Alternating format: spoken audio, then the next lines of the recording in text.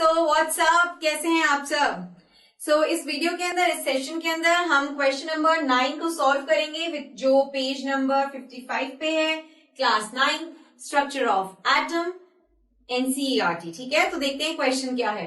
Question है Na positive has completely filled K and L shells. हमें उस चीज को एक्सप्लेन करना है कि Na पॉजिटिव जो आयन है उसके जो K और L शेल्स हैं वो कंप्लीटली फिल्ड है। Explain this. ठीक है, सोडियम एटम लेते हैं। ठीक है, तो सबसे पहले ये बताइए कि एटॉमिक नंबर क्या है सोडियम एटम का।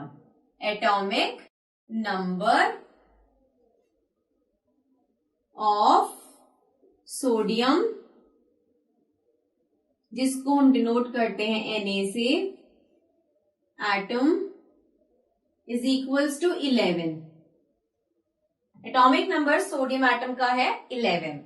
Therefore number of protons is equals to 11. Number of protons is equals to number of electrons. So sodium atom में नंबर ऑफ इलेक्ट्रॉन्स कितने हो गए? 11 हो गए हैं। ठीक है, अब हम करते हैं इलेक्ट्रॉनिक डिस्ट्रीब्यूशन। इलेक्ट्रॉनिक डिस्ट्रीब्यूशन किन शेल्स में? K, L, M, N shells के अंदर। K shell, L shell, M shell and N shell. K जो शेल है वो होल्ड करता है मैक्सिमम 2 इलेक्ट्रॉन्स को, L होल्ड करता है मैक्सिमम ऑफ 8 इलेक्ट्रॉन्स को। 2 + 8 10, 10 + 1 11। जो एक इलेक्ट्रॉन बचा है वो चला गया M शेल में। अभी सोडियम एटम के केस के अंदर जो ये मेरी M शेल है, ये है outer most shell, outer most shell.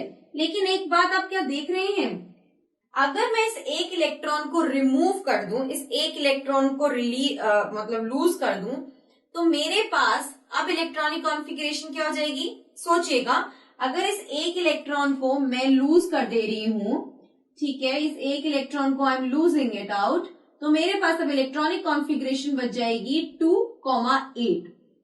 उस केस के अंदर जो ये L है ये बन जाएगा outer most shell. Outer most shell के अंदर आपने पढ़ा था कि the outer most shell can accommodate maximum of 8 electrons and if outer most shell is having 8 electrons in it, that means it is making an octet. ठीक है, अगर outer most shell के अंदर 8 इलेक्ट्रॉन होते हैं तो वो ऑक्टेट फॉर्म कर रहा है, और वो एक तरह से स्टेबल भी है, वो एक तरह से स्टेबल एटम भी है। तो अगर मैं इस एक इलेक्ट्रॉन को लूज करवा देती हूँ सोडियम एटम में से, मेरी कॉन्फ़िगरेशन बन जाएगी 2,8। तो एक तरह से जो अब मेरा सोडियम आयन होगा वो स्टेबिलिटी गेन करेगा। ठीक है, तो एक तरह से सोडियम एटम जो है वो लूज करता है एक इलेक्ट्रॉन को। क्यों लूज कर रहा है वो एक इलेक्ट्रॉन को? ताकि वो स्टेबल हो सके, ताकि वो स्टेबल हो सके। हर एक चीज इस पृथ्वी पे, इस अर्थ पे स्टेबिलिटी गेन करना चाहती है। Even you my dear students, आप भी चाहते हैं कि यार हम स्टेबल हो जाएं, हम स्टेबिलिटी गेन कर लें। फिर तो यार ये तो एटम ही है ना। तो भाई जब आप स्टेबिलिटी गेन करना चाहते हैं तो ये एटम क्यों नहीं करे?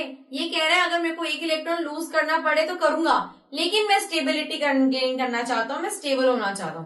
तो भाई ठीक है, इसने एक एटम को लूज कर दिया, स्टेबल हो गया और एक Na पॉजिटिव आयन बन गया। उस Na पॉजिटिव आयन की जो कॉन्फ़िगरेशन है, तो ये है इलेक्ट्रॉनिक डिस्ट्रीब्यूशन किसका? सोडियम एटम का। लेकिन अगर मैं कहूं ये सोडियम एटम अगर लूज कर देता है एक इलेक्ट्रॉन को, -1 इलेक्ट्रॉन का लॉस हो जाता है, तो मेरा बन जाएगा Na पॉजिटिव आयन। अब इस Na पॉजिटिव आयन की इलेक्ट्रॉनिक डिस्ट्रीब्यूशन क्या है? K and L। तो सोडियम आयन के अंदर हमारे पास जो इलेक्ट्रॉनिक डिस्ट्रीब्यूशन है वो क्या है? अब कितने इलेक्ट्रॉन्स बच गए? 10 इलेक्ट्रॉन्स बच गए हैं। यहाँ पर कितने थे? 11 इलेक्ट्रॉन्स थे, एक लूज हुआ, 10 इलेक्ट्रॉन्स बच गए। तो K शेल मैक्सिमम 2 को होल्ड करती है और L 8 को होल्ड करता है। अब इस केस में, सोडियम आयन के केस में, ये जो मेरी L है ये L शेल बन गई है outer most shell. Outer most shell के अंदर अगर 8 इलेक्ट्रॉन्स प्रेजेंट होते हैं तो वो एक ऑक्टेट फॉर्म करता है, स्टेबल होता है। तो बस भाई सोडियम ने एक को लूज किया, स्टेबिलिटी गेन की और सोडियम आयन बन गया। बस बात इतनी सी थी जो मैंने आपको एक्सप्लेन कर दी और वही मुझसे पूछी गई है। इसीलिए ही K and L shells sodium ion के कंप्लीटली फिल्ड है। ठीक है, बात हो गई clear? So this was all about this question and it's now time to say you all now goodbye.